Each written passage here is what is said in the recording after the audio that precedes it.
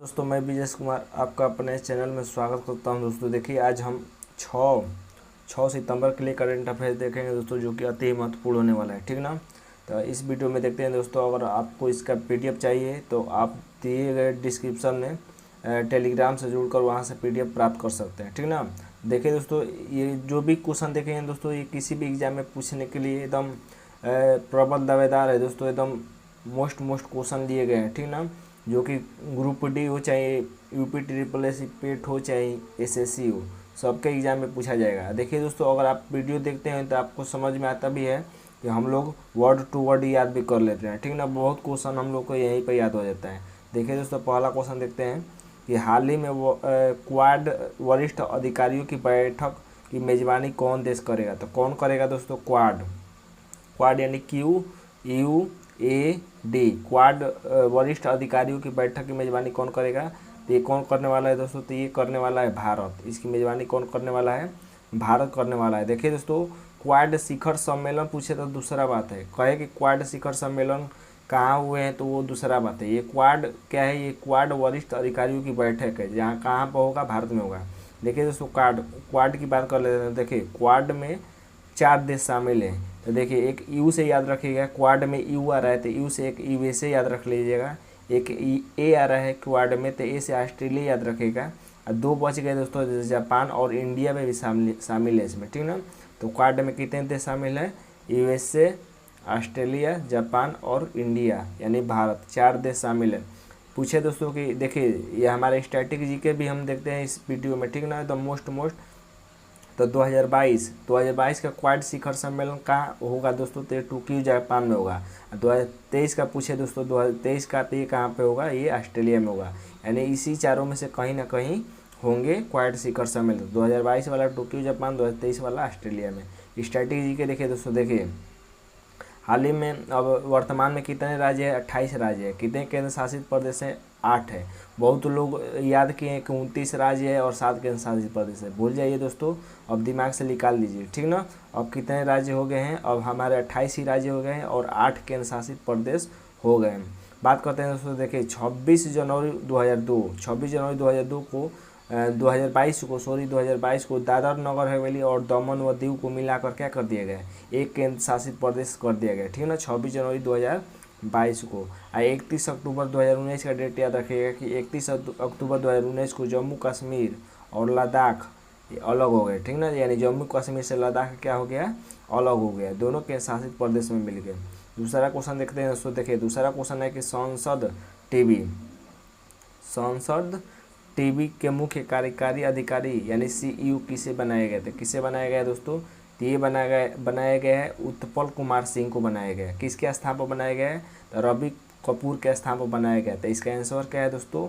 उत्पल कुमार सिंह। उत्पल कुमार सिंह के बारे में याद रखिएगा दोस्तों, ये वर्तमान में लोकसभा महासचिव भी है। ठीक ना, लोकसभा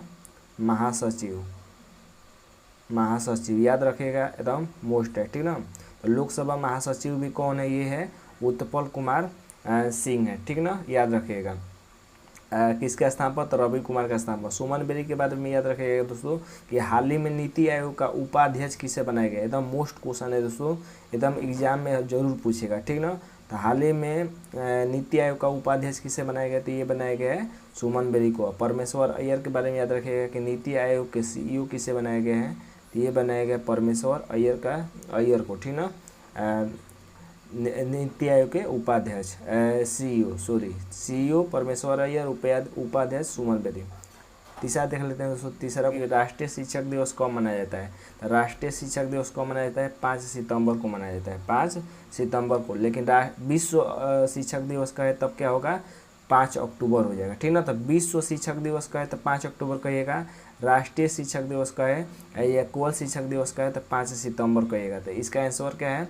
5 सितंबर है। देखिए दोस्तों, 5 सितंबर को भारत में राष्ट्रीय शिक्षक दिवस के रूप में मनाया जाता है। ये किसकी याद में मनाया जाता है? तो ये मनाया जाता है डॉक्टर सर्वपल्ली राधाकृष्णन के याद में। ठीक ना, स्ट्रैटेजी में देख लेंगे। ठीक ना, 1 मई को क्या मनाया जाता है दोस्तों? तो 1 मई को श्रमिक दिवस है। श्रमिक दिवस जिसको मजदूर दिवस भी कहते हैं। तो श्रमिक दिवस कब मनाया जाता है? तो 1 मई को। 11 जुलाई को याद रखिएगा कि विश्व जनसंख्या दिवस कब मनाया जाता है? 11 जुलाई को मनाया जाता है। देखिए दोस्तों, डॉक्टर सर्वपल्ली राधाकृष्णन की बात करते हैं तो इनका जन्म 5 सितंबर 1888 ईस्वी को हुआ था। इनका कार्यकाल याद रखिएगा दोस्तों कि भारत के कब उपराष्ट्रपति बने थे, तो 1952 से लेकर 1952 से लेकर 1962 तक कार्यकाल इनका रहा उपराष्ट्रपति के रूप में। ये भी पूछे दोस्तों कि भारत में सबसे ज़्यादा समय तक उपराष्ट्रपति के पद पर किसी ने काम किया, तो ये डॉक्टर सर्वपल्ली राधाकृष्णन ने ही काम किया, याद रखिएगा। अब भारत के पहले उपराष्ट्रपति कौन थे, तो ये डॉक्टर सर्वपल्ली राधाकृष्णन ही थे। सो अब देखिए दोस्तों कितने स्टैटिक जीके में तो महत्वपूर्ण क्वेश्चन लिए गए हैं। और पूछे दोस्तों कि विश्व शिक्षक दिवस तो 5 अक्टूबर, मैंने ऊपर ही बता दिया। हिंदी दिवस पूछे दोस्तों तो 14 नवंबर, लेकिन विश्व हिंदी दिवस पूछे तो 10 जनवरी, ठीक ना। हिंदी दिवस पूछे तो 14 नवंबर, अब विश्व हिंदी दिवस पूछे तो 10 जनवरी। ये एग्जाम में पूछा गया दोस्तों, ये एग्जाम में पूछा गया है 10 जनवरी वाला। 14 सितंबर वाला ऑप्शन नहीं दिया था तो लोग स्टूडेंट कह रहे थे कि गलत ऑप्शन दिया है, ठीक ना, तो याद रखिएगा दोनों।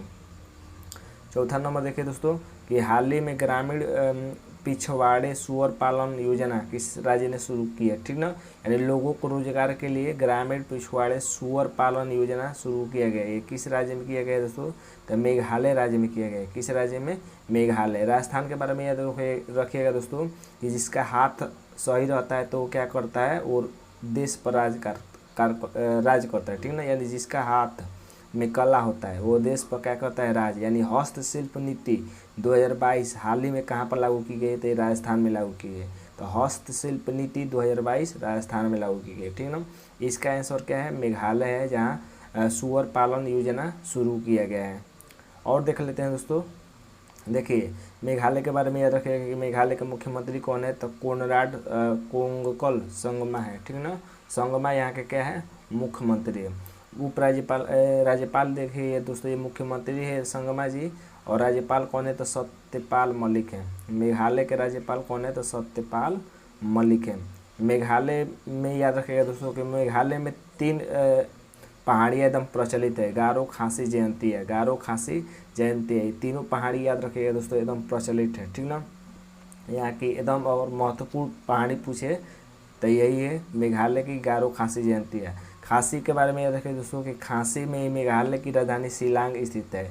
यहाँ पर मासीराम भी स्थित है, चेरापूंजी भी स्थित है। यानी खासी पहाड़ी पर क्या क्या स्थित है, मेघालय की राजधानी शिलांग भी स्थित है, मासीराम भी स्थित है, और चेरापूंजी भी स्थित है, एकदम याद रखेगा।